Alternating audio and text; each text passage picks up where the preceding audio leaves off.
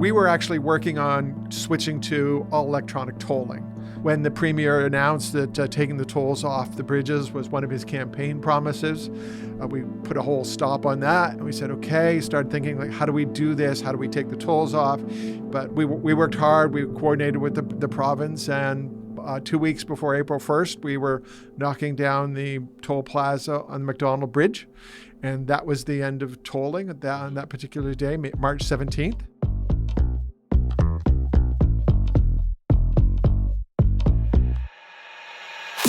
He's James Collins. He is Alec Cranston, and this is the Matter of Facts podcast. The Matter of Facts podcast brings you the unsung heroes, the unsung stories, news and happenings from across our wonderful city that you maybe thought happened but didn't quite know the truth behind.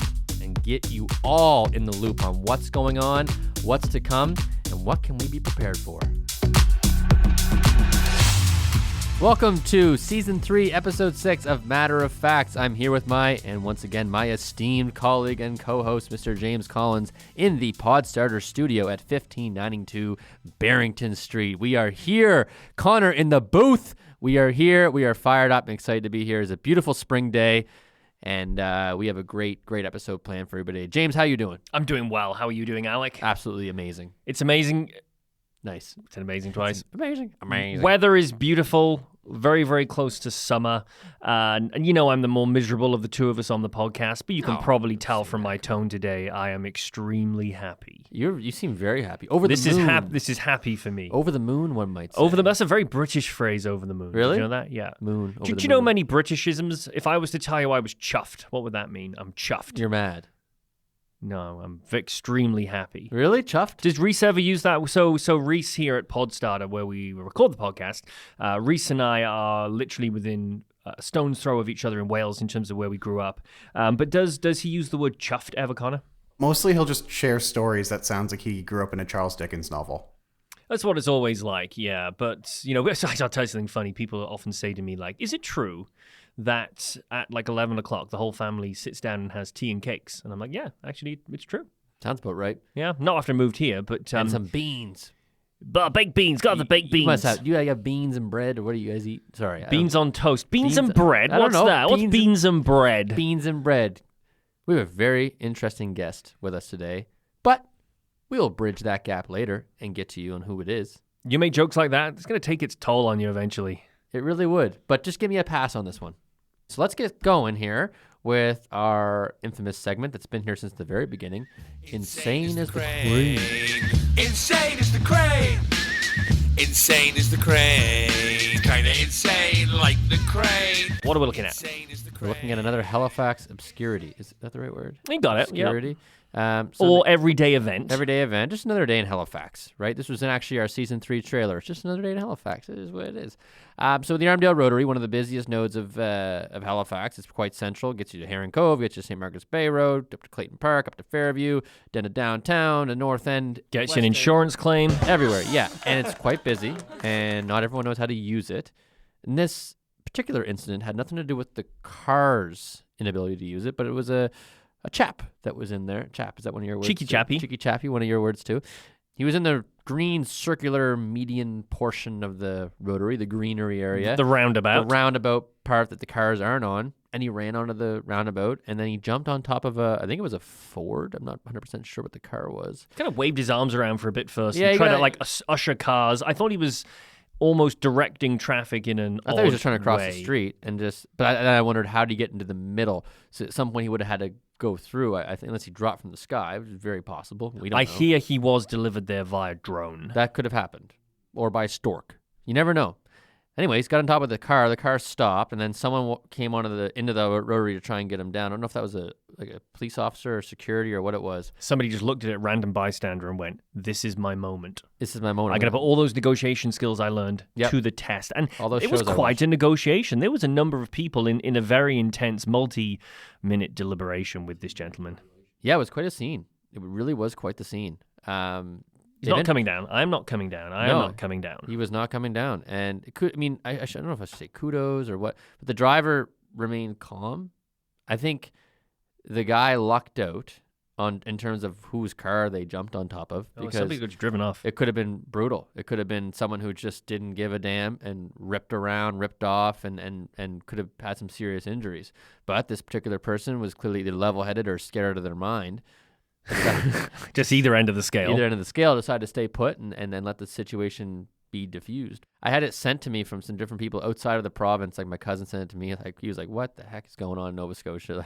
We were Darling, we should move to Nova Scotia. Let's research. Oh, what have we got here? A man robbing a sunglass hut. Oh no! A man in a roundabout sat on top of a car. Quite an event. Quite a Halifax-centric event. We don't really know anything about the person. I think I will preface this with some sympathy and compassion by saying, clearly there was an event going on in this person's life, and there was some mental health struggles, which, we're not trying to make light of. We're really it's the bizarreness of the whole situation and the fact that it was filmed and ended up online. I can tell you that the gentleman whose vehicle was jumped on top of was a guy called Mitchell Smith, and I'll give you a quote here from his comments to CTV News. He said, "I got down to the rotary. There was a guy that was out in the middle of the street dodging cars, yelling that there was somebody trying to kill him.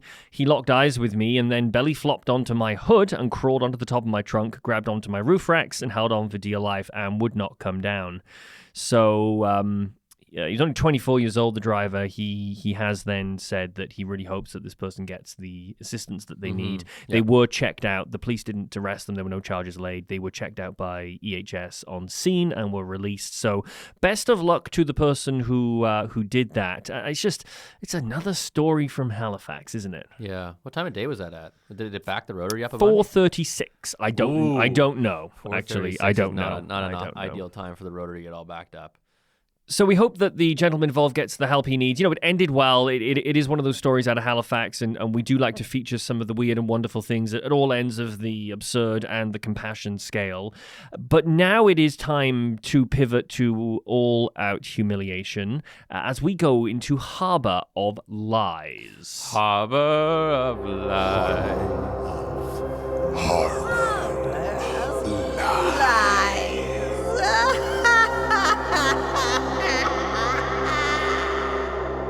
Alec's turn this month to present a 100% true fact or story. Okay. I'm going to relate this one to what we just talked about, the Armdale Rotary. I'm going to do a quick one just like you did. Game begin. The Halifax Explosion was so intense that one of the anchors off the Mont Blanc, which was the French ship that was, I believe, carrying the ammunitions, just fact check that. Editor's note, it was. It flew over 2 miles and landed in Armdale, very close to where we just talked about the story of this guy. So, just to be clear on your statement and question here, am I being asked to pick apart the fact that the anchor flew very, very far, or is it the complete statement that it also, landed in Armdale? That might change my questioning, because one of them is a very heavy object with a large explosion, which of course would have traveled far. But then, if you claim it landed in Armdale, that would change my line of questioning. So is it the full thing? I claim it landed in Armdale, yes. Okay, so... That's my way of saying, that's over 2 miles away from the Bedford Basin. All right, I'm going to give you 5 questions here, because that's our rule for those of you who have never listened to Harbor of Lies. Where have you been? The rules are that one person presents a 100% true story to the other, or so they claim, and the other person has to question the other one and decide whether it's true or if it exists in the Harbor of Lies. So Alex made a claim to me here. My first question is a very, very simple one, which is, how do you know this? What are your sources? Ketchup, mustard, You always want mayo. You always want the sources, eh? I mean, my sources will say that I'm a big history buff on the Halifax Explosion. Ever since I was little, I read the books, I watched the movies. I would go to the museum, Maritime Museum of the Atlantic on Lower Water Street and learn about it there. And it's a old folklore story. My Todd, Uber driver Todd, he didn't get to mention last episode, but we're gonna bring him up here. He told it to me as a kid as well. As he drives around, does he tell his passengers that? He's like, and just so you're aware, tourist, by the way, this is where the anchor landed from a disaster you've never heard of as a tourist. Okay, so you're claiming that. Is there any sort of evidence? If I was to go, would there be like a thing to the, not a thing, like a memorial to the anchor? But is there going to be like some sort of what's what I'm looking for here? Something to mark the fact that the anchor landed here in the Halifax explosion. Plan this weekend to go and take a look at this. There's like a designated site for it. Like there's a designated, like, this is where it landed. It's in a residential neighborhood, and there's a specific site that's where it landed. And is it marked though? Like, it is marked. Bullshit. You think I'm gonna wander around this like, this is where part of the anchor landed? Hey, It's marked. Hey, honey. It's marked. This is an interesting one because you've given me a very, very plausible story here. So let's sort of talk physics right now. So the Halifax explosion takes place. At the time, it was the largest explosion, I believe, in the world. And then Hiroshima or one of them overtook it. And then it was overtaken by the awful events in Beirut a couple of years ago. So, still up there. Let me put it this way. Just like Friday nights, it was a pretty big bang. Yes. So it was a big old bang in the middle of Halifax. Why didn't that... So did the anchor travel in full, or was the anchor shattered? Because I think in that situation, even an anchor might sort of shatter into pieces, or are you telling me that the anchor in itself flew? Like, somebody shattered. walking his dog would be like, holy gosh, look up there, there's a complete anchor which shouldn't be here. Or are you saying like pieces of the anchor The shaft. The shaft ended up in Armdale. The shaft. And that's what's still there. What if I told you that I knew this to be true because I knew this prior to the game? What would you say? I would say I was worried about that a little bit. Okay, because I just said that. I'm trying to throw you off here. I was trying to wait for you to go like, oh, did you know it? Then I was going to go busted, but you threw me off there. We got this double bluff situation going on. This has become a true psychological game now. That's a very James question of you to ask. I kind of saw it coming. So you're not making me sweat. I'm not nervous. Am I nervous that you guessed that? Maybe. Does it matter? Maybe I was not. hoping you would go, oh, did you?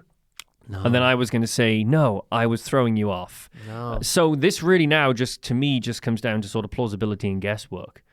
I have no way of verifying this. I have in the last 5 minutes, I have replayed the shattering of many anchors in my mind. And in my mind, the anchor breaks into a million pieces and sort of goes into a million pieces. So the argument might not be that it landed in Armdale, but maybe pieces of it landed all over the city. Everyone got their own piece of the anchor. But the biggest part was the shaft. Like it did break up, but then the shaft, so a big portion of it. Not the two pointy bits on the end that stick into the seabed. You're talking about the thick shaft in the middle that keeps them all together. Yeah. So I think this really doesn't come down to facts. This just comes down to gut instinct. And you have a very good poker face, I will tell you, Alec, which is as worrying as it is amazing. So, question is, repeat.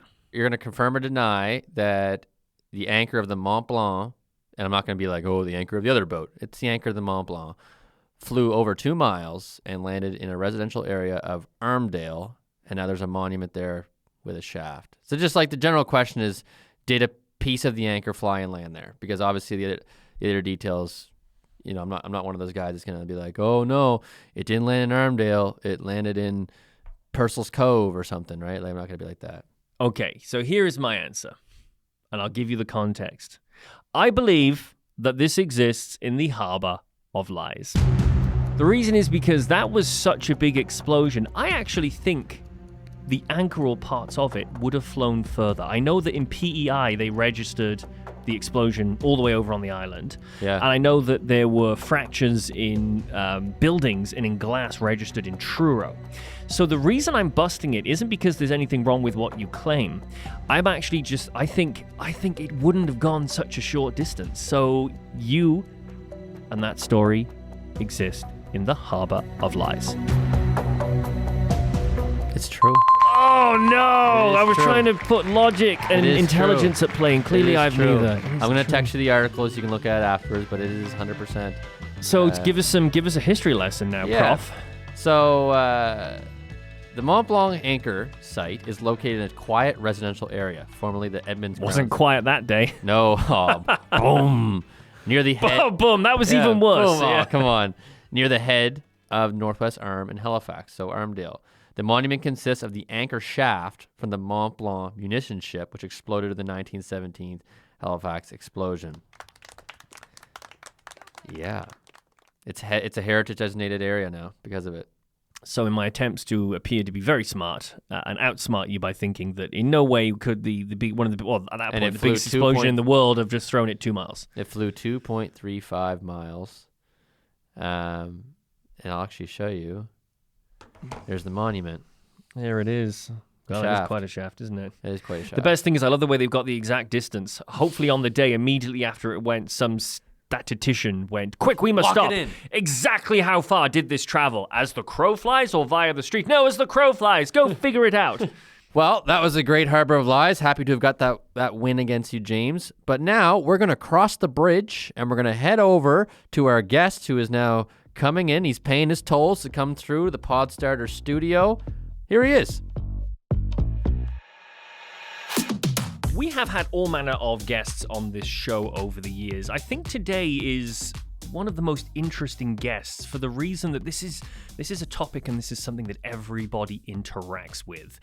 We're very thrilled today. We're joined by Steven Proctor, who is the communications manager for the Halifax Harbor Bridges. That's the provincial Crown Corporation that's responsible for the operation and maintenance of the Angus-Al McDonald and the A. Murray Mackay Bridges, which we never call by their proper names, do we? There's all manner of nicknames out there. Stephen comes to us today with a background in journalism and public relations, and he plays a pivotal role in keeping the public informed about the bridges, its operations or their operations, developments, and community initiatives. Now, these bridges, of course, are vital transportation links that facilitate the daily commute of thousands, and they contribute significantly to the region's economy and connectivity. So this is a very timely, for reasons that I'm sure anyone in Halifax is aware of right now, and a very important conversation. Thank you for joining us, Stephen. Oh, very happy to be here. I hope I live up to the expectations of one of your most interesting interviews. We have set a standard. We're very confident it will. And I want to kick this off with sort of that high-level question, and this is about the Halifax bridges and how they are more than just infrastructure. They are integral, I think, to anyone.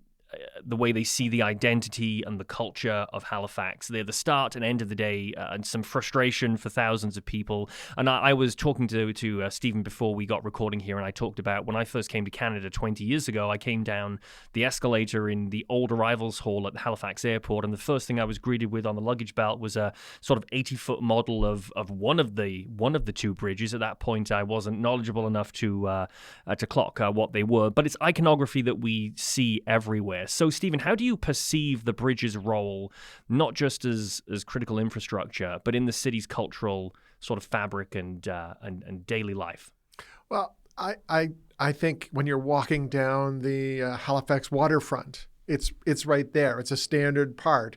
It's great for framing photographs around. When you're flying on the plane and there's making the reference to Halifax in the televisions, it's always the Halifax Harbor Bridge that they're putting there. It is iconic to Halifax, and people feel really strongly about the bridges. They don't like them when they're closed. They don't like them when we're going to be wrapping them up in the next year and a half to do some paint work on them and stuff like that. But they're part of people. And we're actually having a Love the Bridges campaign where we're going to have T-shirts and we're going to have coffee mugs and stuff like that. We haven't done that in the past, but we feel a real need for that because people do feel strongly about the bridges. And if we can continue to build that sympathy for the bridge, build that love of the bridges, that's great for the organization, it's great for the city, and it's great for the province as a whole. We need some of that. Oh, absolutely. Yeah, and actually we have to wear on the podcast, won't we? Absolutely. Agree. Yeah. And then speaking on kind of, moving forward and improvements, I just want to talk about the big lift. Yes. And I'd like to know just a bit more on, the overall objectives of that. I think it's only the second of its kind in history to have a project that sort of undertaking. And just kind of highlight its objectives and some challenges you guys might have faced along the way with that. Well, the big lift is one of three phases of the bridge that have taken us to where we are with the McDonald Bridge. The first phase was the one where it was $1.25 for your horse and you to go across in 1950. We added a third lane on in the mid-80s. And then we put the big lift in there. And that was an incredible engineering feat that has been featured in lots of different magazines. And we just had some people from Tokyo. Some engineers from Tokyo came and visited last summer to look at it, the very specifics of how it was. But, talking about iconic, there is an iconic photo out there of the big lift where there's the section of bridge that's being lifted into place at sunset. And it's something that, and I think I was not at the bridge at that point in time, but the team that was there did a really good job of making sure that the public knew when it was going to be open, when it was going to be closed, so that we set the expectations up front. Okay. Am I correct in saying, I believe I read this online, that the McDonald Bridge has a sister bridge in Vancouver? Yes, the Lionsgate Bridge. The Lionsgate Bridge. So is that what makes it its sister bridge? Is that because it was constructed by the same group, or use the same design, same group? You go and you'll look at it; they'll be very, very similar. Okay. Used to say it didn't have tolls, and we did. But now we're even more like sisters. I was just going to say, well, here's a good segue into that. So obviously that's a pretty big part of what we're talking about is the removal of the tolls. So I just a little bit more on kind of what were the decisions that kind of came down to lead to that happening, and how have you so far seen the effect on commuters and the feedback? How has it been overall for you guys? Well, we were actually working on switching to all electronic tolling, which means we're going to take down the toll booths anyway, but would they be replaced by a monitor that would swipe your car and you'd have your Mac passes and stuff like that. So when the Premier announced that taking the tolls off the bridges was one of his campaign promises, we put a whole stop on that, and we said, okay, started thinking, like, how do we do this? How do we take the tolls off?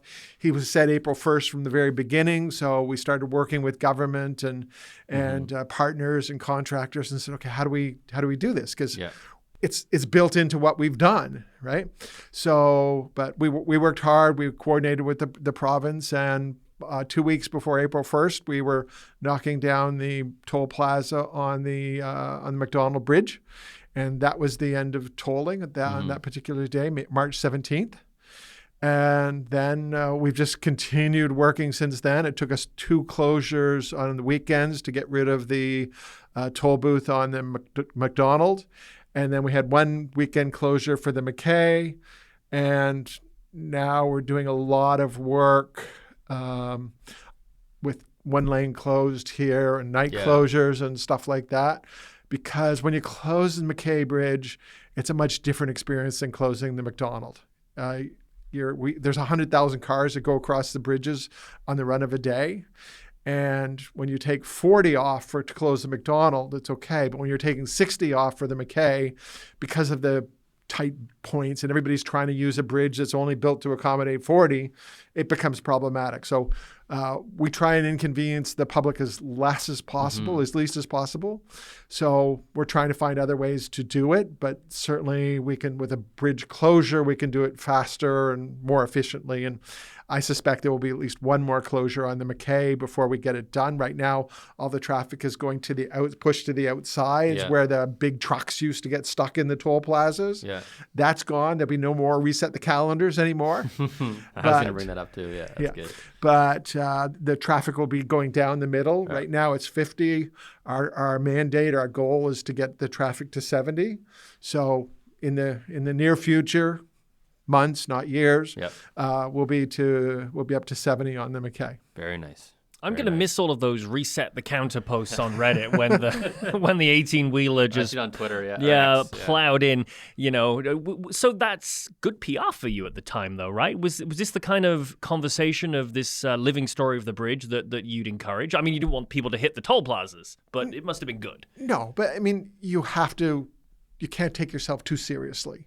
I mean, obviously there were some of these incidents, people were actually injured or they weren't paying attention or they're lost, and it's a big trauma for them. And then to have it, multiplied out on social media wasn't necessarily a good thing. But, reset the calendar. It's humorous. It's funny. We took it in stride for sure. And I will tell you right now on the McDonald Bridge, there's a big park area between the two things, which we'll be developing into something else.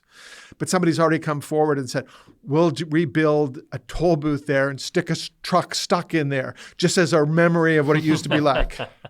That's actually not that would be good, wouldn't it? And let's talk money for a minute here, because there was quite a debate online with the fact that removing the tolls was going to lean more onto the provincial budget for maintenance. And the more I read about it, I learned, for example, that, and correct me, Stephen, if I'm wrong, that the tolls weren't 100% contribution to the maintenance, that you were still dipping into the provincial pot for that. So how do the economics and the semantics of the dollars change now that we're taking some of the bridge's budget away from the driver and into the provincial budget instead? Right. Well, it changes in that we don't have any money anymore.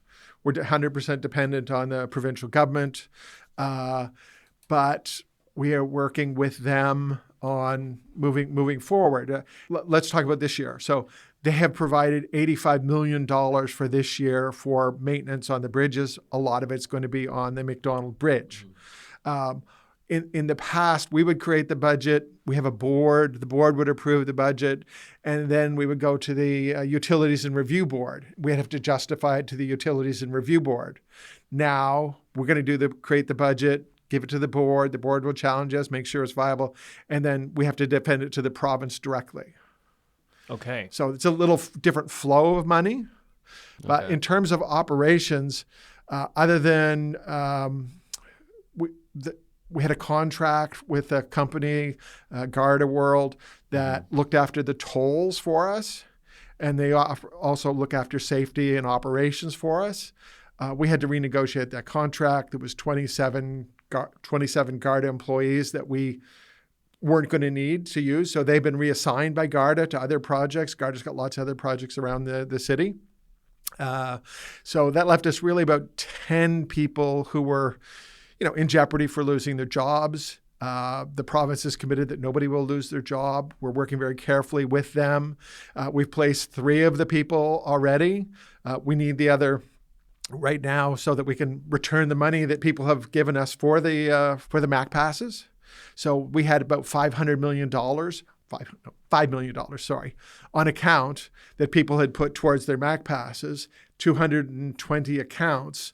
So that all money has to come back to people. It's being refunded to their credit card. Some people are going in and getting it. But that's a process that's taking money, and it's going to take employees.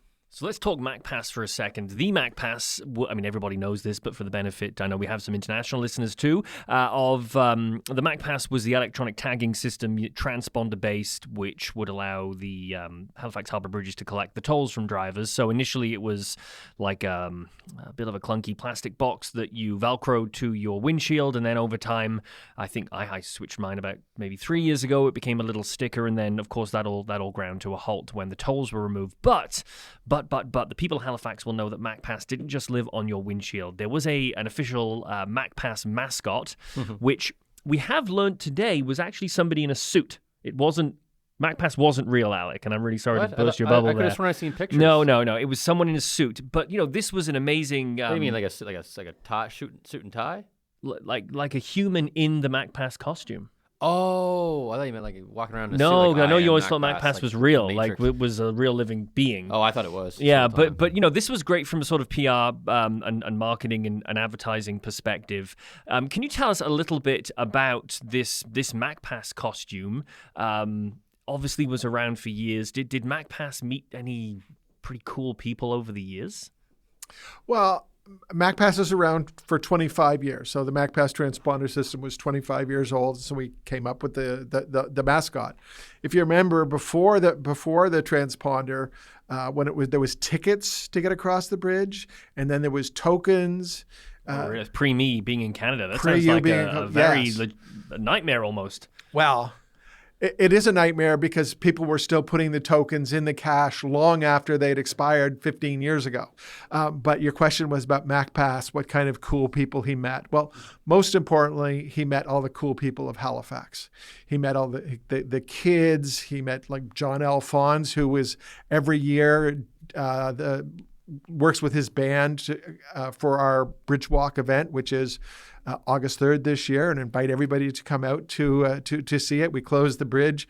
We've got bands like John Alphonse. It will be the final appearance of MacPass if things work properly. We may be introducing a new mascot there. We'll certainly be open to people's ideas for a new mascot. There's a couple that are on the drawing board, but we're certainly open to the public for ideas of what they might look like. It should just be Tim Houston. He should just be the mascot. We will come back to this at the end because we think that there's an idea to collaborate on this.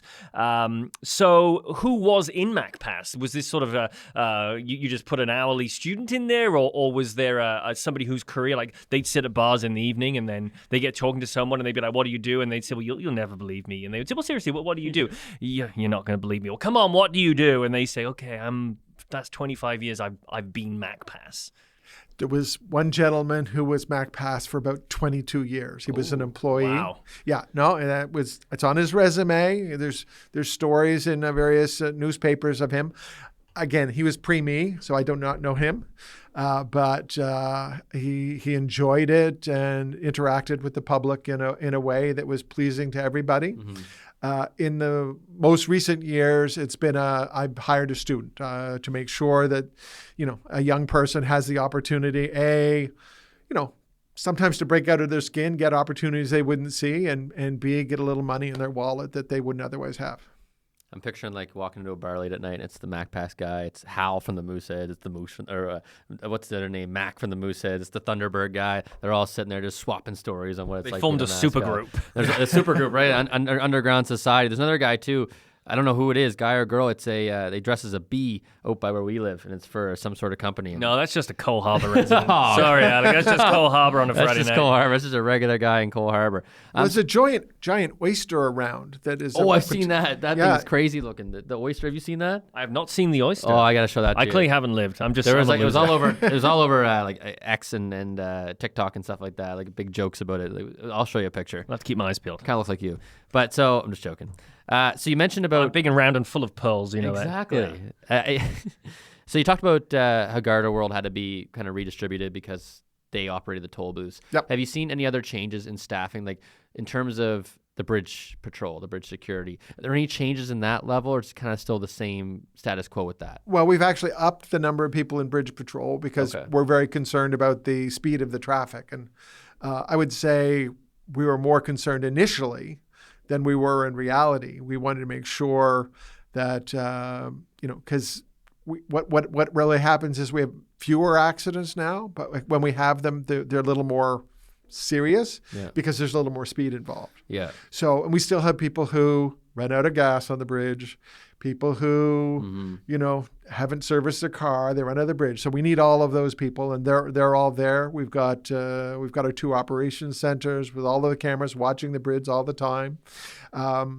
There was a concern, and it hasn't really proved out to be, but of commercial vehicles, because there's no toll booths, that maybe they would try the McDonald Bridge where they're not permitted to be, because they say, well, how are they going to stop me? Yeah. Well, we've got bridge patrol there to stop you. We've got ways that we can pull you over. We've got tickets that you can give. We don't want to give tickets. We don't want to give tickets for speeding, but sometimes people just needed to be reminded. No, absolutely. Are they special constables? Like, do I have to stop? Yes. I do. They have all the powers, rights, and therefore they're sworn in as special constables. They can give certain kinds of tickets. They can't give you a motor vehicle. They can't give you a criminal kind of thing, but they can give you several of the provincial motor vehicle, distracted driving, speeding. We give lots of tickets we stop people. They don't have their license. They don't have their papers. We have their cars towed away for that kind of thing. But yes, they have all the. Alec. Gotta drive properly. I know. All these people. Yeah, I was just genuinely curious. That's good to know. Really good to know. I do my best. So, and kind of looking forward, this is a big part of our city right now. Everyone's talking about it, but there's always the future. There's always what to look forward to. So what is sort of next, and are we having a retirement party for the MacPass mascot? That's my real question. So the MacPass's last official outing will be this year's MacPass Miles, which is a one mile race over the bridge on the morning of August 3rd. Mm-hmm. Registration is free for youth and adults. Okay. For youth and children. For adults, it's $10. but that $10 fee we hand over directly this year to Big Brothers and Big Sisters. Oh, nice. It's part of our community contribution because we are that center point of the city. We always have a key stakeholder that we partner with for a year. Last year it was the Africville Heritage Museum, and starting April of this year, it's the Big Brothers, Big Sisters. Yeah. So they'll get $2,500 out of that. That would be runners' fees. Yeah. That will be MacPass's last final appearance. He's got a retirement banner on him as it stands right now and has a retirement sign. Oh, nice. After that, he will go to mascot heaven. Yeah. Move to Florida and just retire in No, the he's sun. not going. He's not going to the United States. He's staying right here. He's staying in We Canada. can repurpose him. We need a mascot. We could have a Matter of Facts mascot. Actually, can we bid it? So is the suit going to be kept in the sort of Oh, yeah, the where's the suit? Harbor Bridge Museum? Cryogenically preserved. One day, long years from We now. will wake MacPass up in 2103. They're like, hey, the tolls are back. We need you. We need you. So you're So looking... let me just address that question because that's one of the questions I always get asked. So is this a short term, or is it like the tolls coming back and that sort of stuff? Bottom line, it's anybody's guess. Yeah. But we have taken out the infrastructure. We've taken out, this is not something that's coming back tomorrow or next week or next year. We've flipped the switch off. So I wouldn't worry about that if you're concerned about that, because people are saying, well, what about, introducing the tolls for a new bridge, right? Because there is talk about a new bridge. There's a report right now of can you rehabilitate the Mackay or that sort of thing. So just for those people who are worried that this is sort of a one day wonder, it's not.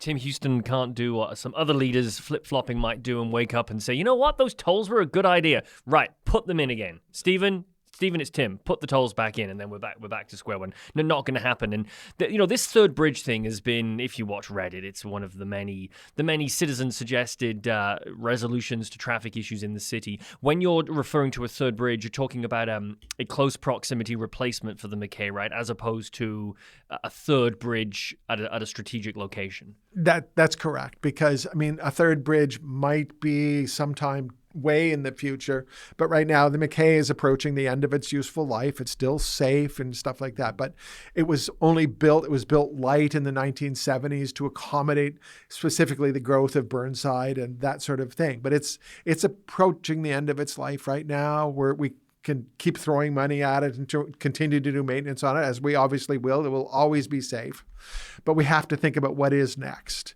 There is a report out now that is almost finished that is looking at, well, can you just rehab what we have there? And the answer is yes. If you spend enough money for something, you can rehab what's there, but you're not going to get, a transit lane. You're not going to get sidewalks or a bike lane or that sort of thing. And maybe that's okay, but maybe it's not.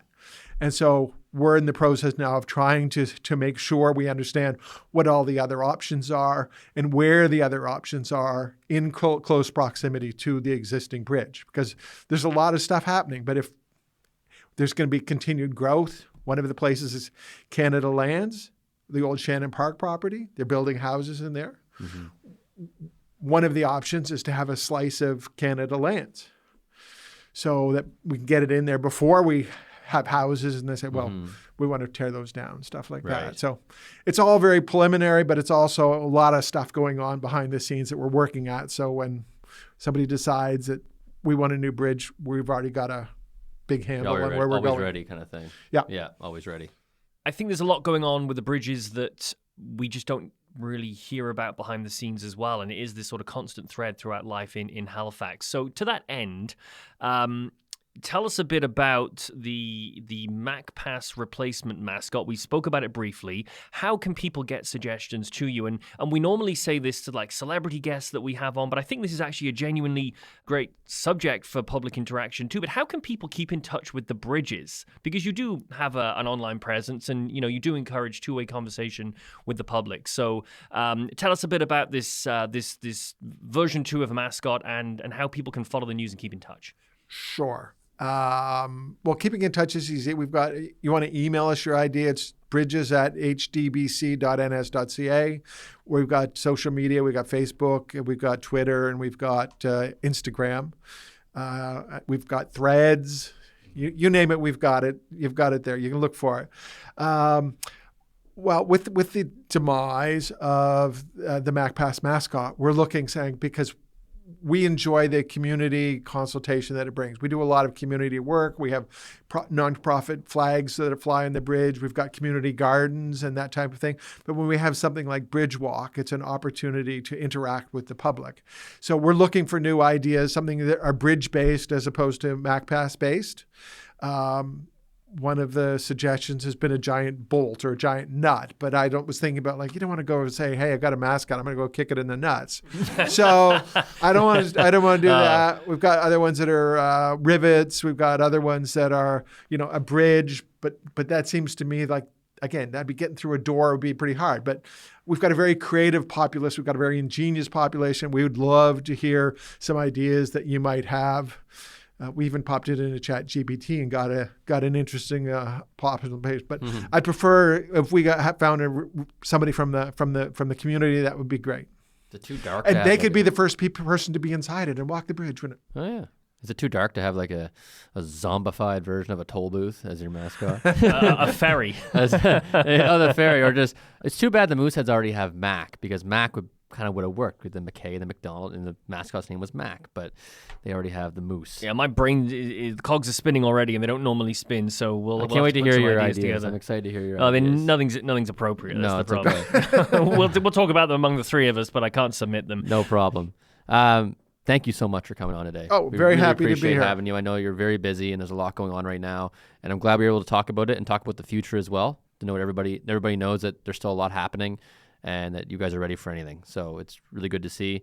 And best of luck going forward. Continue with the project. I know there's always going to be some speed bumps. No pun intended. That was good. Come on now. Please don't put speed bumps on the bridge. There's too many around as it is.